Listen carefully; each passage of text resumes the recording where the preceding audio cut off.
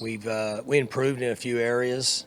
We still have a long ways to go, but I was encouraged by the improvement we had in certain areas, and so we'll continue to work hard this week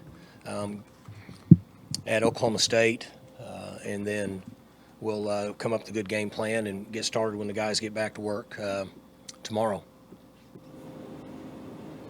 And Mike, when you're getting ready to play an FCS team, I know last year's FCS team was not the cakewalk that a lot of these are, but sometimes they can get pretty out of hand. Do you have some goals or some things in mind that you want to try to get accomplished for your guys when you're facing a team from the lower division? So I told the team that overall on paper, whatever paper means, didn't mean a lot last week, but on paper, people are going to say you're a more athletic and a more talented team, and I'm okay with that. So, but I'm stressing the importance of focus, stressing the importance of us improving in all three phases, and then also understand that we always respect whoever we play. We talk about that in this culture for years here. They are averaging about 67 points a game, so sometimes that's hard to do when you're playing air. So our players are aware of that. They've got skilled guys that run around and make plays. So we need to be held accountable for ourselves and individuals, and then our three units, and then line up and go play hard. And that's what I told them last night. Does it help that this is the last time they'll have a chance to sharpen their skills against somebody else, and the next time they'll be on a field will be Baylor? Well, we've got a lot of sharpening to do. We're a long ways away from being a sharp tool, as you know. So we need practice. We need the practices. We still have youth. We have inexperience.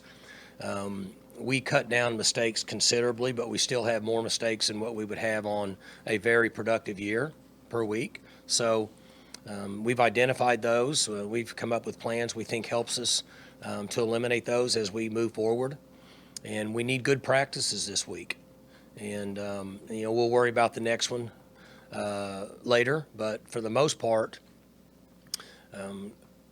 I told them the truth. This is where we're at. This is who we are. This is who they are. This is what they've accomplished. This is what we've done this year. This is what we need to get accomplished this week, all while having a game plan for these guys just like we would anybody else. It's a pretty wild weekend for college football as well. Was there any game that you saw final score of that really shocked you? I mean, I didn't really watch much. I was up here most of the day. Obviously there's some surprises out there, but they don't really surprise me much. You guys know how I feel about it. We live in a time where 18, 19, 20, 21, 22, 23-year-olds are easily distracted. And they don't focus, and you don't focus, you don't practice well, turn it over a time or two, the other team makes a couple big plays, you in the fourth quarter, and before you know it, things get tight, and you don't play well, and you can lose. And that's what can happen. None of us focus well, right? We're all the same. If we don't get something we like, we swipe our phone and go to something else real quick. That's what we all do. That's the world we live in. And so it's a huge, huge factor. People discount it, saying that it's just coaches talk. It's not. If you don't focus, it's like I told the team last night. You guys got a choice to focus and understand our game plan and practice hard this week to play the best you can Saturday. Or you don't. You can think that you're playing a team that's not as good as you. You can think that you're trying to get ready to go on an open week, and maybe you're going to play the next team. And the truth of the matter is, you won't play very well.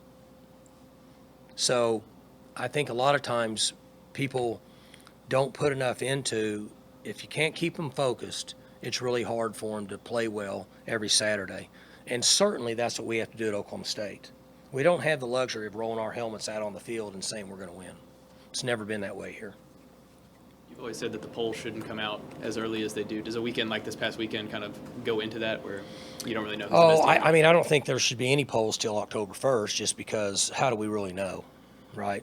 I mean, we don't know. I mean, you see things that, I don't even know who's ranked really where. I know where we are because y'all tell me, but I don't pay much attention to it. There's teams in it, and everybody says it's good conversation, right? It's good social media stuff. That's why we do it.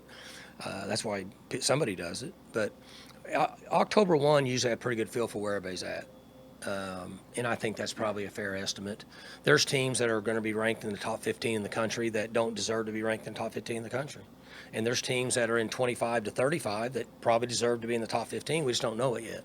So, but it doesn't hurt anything. I don't put any stock into it. And I tell our team, I hope you don't put any stock into it, because you're really only as good as tomorrow's practice, period. We don't have the luxury of taking many days off. For more information, you can visit tulsaworld.com.